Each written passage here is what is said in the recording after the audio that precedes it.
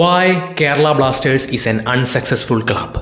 2014 മുതൽ 2024 വരെ ഈ ഒരു കാലയളവിൽ ISL തന്നെ one of the best signings നടത്തിയിട്ടുള്ള ഒരു ടീമാണ് കേരള ബ്ലാസ്റ്റേഴ്സ്. 12ഓളം കോച്ചുമാർ മാറി മാറി പരിശീലിച്ചിട്ടുള്ള ഒരു ക്ലബ്ബ്, എന്തിന് ലോകത്തെ തന്നെ one of the best and loyal fans ഉള്ള ഒരു ടീം.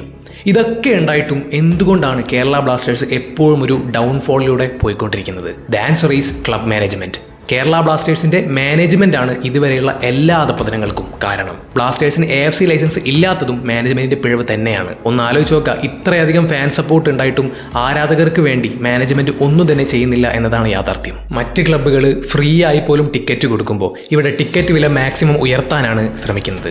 കാരണം അവർക്കറിയാം എത്രയൊക്കെ മോശമായി ടീം കളിച്ചാലും കളി കാണാനായിട്ട് ആരാധകർ കഷ്ടപ്പെട്ടിട്ടായാലും സ്റ്റേഡിയത്തിലെത്തുമെന്ന്. അത്തരത്തിലുള്ള വെറും ബിസിനസ് മൈൻഡ് മെന്റാലിറ്റിയിൽ മാത്രമാണ് ക്ലബ്ബ് പ്രവർത്തിക്കുന്നത്.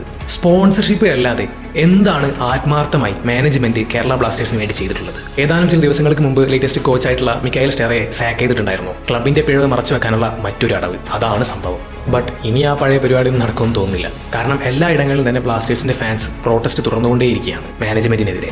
ഈ ടീം നന്നാവണമെന്നുണ്ടെങ്കിൽ ആദ്യം ക്ലബ്ബ് മാനേജ്മെന്റ് നന്നാവണം. ഓരോ കോച്ചുമാരിങ്ങനെ മാറ്റി മാറ്റി കളിക്കാതെ ഹയർ ചെയ്യുന്ന കോച്ചിന് അയാൾക്ക് ആവശ്യമായ ഒരു ടൈം കൊടുക്കണം. അയാളുടെ സ്ട്രാറ്റജിയുമായി കണക്ട് ആവുന്ന പ്ലെയേഴ്സിനെ കൊടുക്കണം. അടിസ്ഥാന സൗകര്യങ്ങൾ കൊടുക്കണം. അല്ലാതെ കോച്ചസിനെ സാക്ക് ചെയ്തുകൊണ്ട് മാത്രം ഒരിക്കലും ഒരു ടീം നന്നാവില്ല.